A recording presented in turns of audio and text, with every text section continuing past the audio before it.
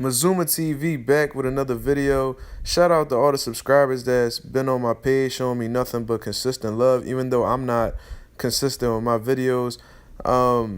But I'm back with another one nonetheless, man. Shout out to the Contender, man. Before I even get into this, shout out to the Contender. Just watch their first two episodes, man. Like what I'm seeing so far, man. I love that Andre Ward's the host, and they got experienced veterans there on the sideline, and they got some great trainers in there as well. Freddie Roach, Nassim Richardson, and they got Sergio Mora and Andre Ward commentating on the side while the guys are fighting.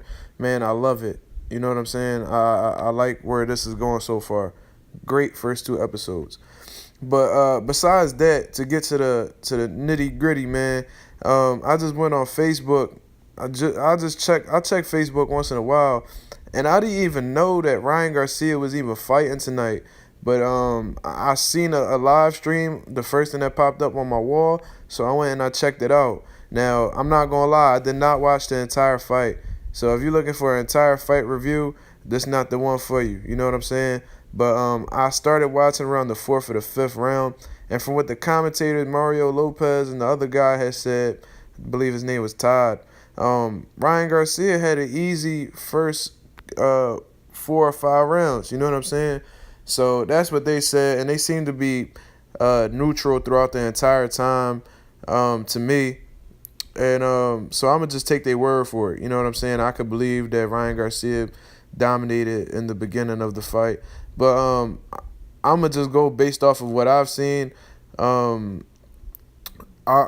had my criticisms about Ryan Garcia in the past, probably not on YouTube, but I definitely have some critique for Ryan Garcia, and it's remained the same because it seems as if Ryan Garcia has not been working on his flaws. Like, I don't know what the fuck is going on.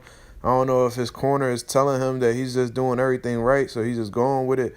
Like I've said in the past, Ryan Garcia has trouble. His inside game is suspect, man. His inside game is suspect. Every time there's a fighter on the inside, he does not chop on the inside. He does not like to engage on the inside for some reason.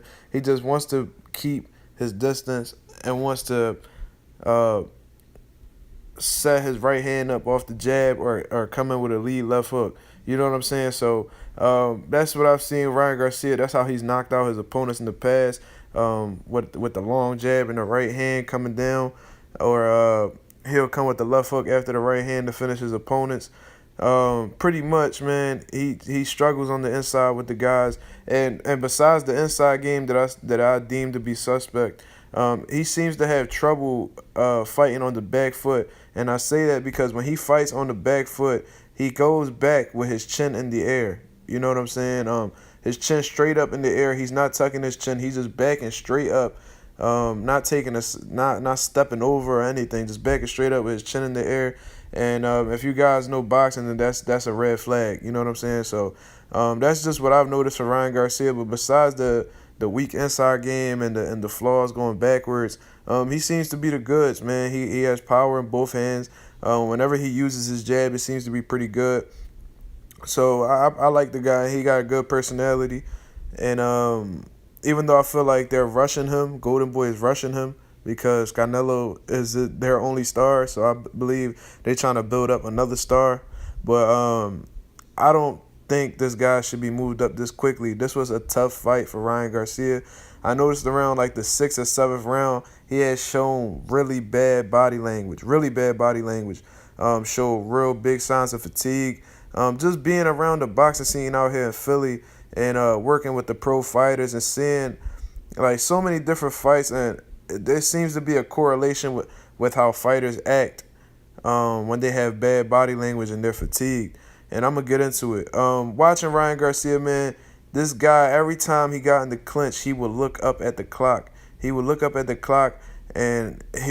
like, you could just see that there was some concern, like, damn, I'm trying to get out of this round. Let me try get through this round in the best way possible without getting clipped. Because he did get clipped a couple times, and it did look like he got hurt. He seemed to be off balance after that lead left hook that Molina had thrown. Shout out to Molina, by the way. he put a great effort, man. Great effort. Um, watching Ryan Garcia, man, he just kept looking at the clock, kept looking at the clock. Every chance he got, it'll be 20 seconds left. He'll look. He'll get in the clinch. He'll hold him. Look at the clock. That's a real bad sign, man. You gotta have strong body language. You can't let your opponent know that you're tired at all. And there was times where um, Molina, being a smaller guy, would lean on Ryan Garcia. Ryan would take a knee on the canvas, and so the ref could break it up, and he could have a little time to get himself together before they start engaging again. So that's another sign of fatigue that I've seen. You know what I'm saying? That's just personally what I've seen, and I've seen fighters do it before. You know what I'm saying? So I know these are definitely signs of fatigue, and what else he's done? Pretty much, man. He looked exhausted, man, and he seemed to be discouraged by the guy's power. I think that's like the first time in a professional setting he really got his bell rung like that. So let's just see how Ryan Garcia goes about this, man. This type challenge right here, it could discourage him coming into his next fight, or he could come back and just fucking demolish somebody. But I believe this is a sign for Golden Boy to chill on building up Ryan Garcia so fast. This guy's a kid. He's a kid. He just I believe he outgrew 130 pounds. His body is still growing. So he hasn't even been able to settle at a weight class yet. So I believe Golden Boy needs to take their time with this kid, because they definitely can make something huge out of him. But they got to fall back. You know what I'm saying? Because this Molina guy wasn't the best at 135, but he was a tough veteran who's been in there with some guys. He's been in there with power punches. He hasn't, like, you know what I'm saying? This fight right here wasn't nothing new to him. He's seen it all pretty much, being a veteran in the boxing game.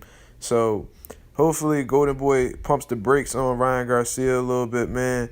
I don't want to see him go out like that, because this was a scary, scary ending. You know what I'm saying? But nonetheless, Ryan Garcia still got the win. And by the way, them scorecards was bullshit. I saw a 98-92 scorecard, 8 rounds to 2. That was absolute bullshit. You know what I'm saying? One of the judges scored it a draw. I didn't agree with the draw. I think Ryan Garcia, if he won those earlier rounds like the commentator said, then he won the fight. He probably won the fight 6-4. You know what I'm saying? But that's just personally what I think. That last scorecard was some bullshit, though. You know what I'm saying? So that's just what I think, man. Let me know what y'all guys think in the comment section. Do you guys think Ryan Garcia is ready for the next level? Do y'all agree, disagree, love, like what I'm saying? Leave it in the comments below. Leave a thumbs up for your boy. Subscribe to Mazuma TV, and I'm out.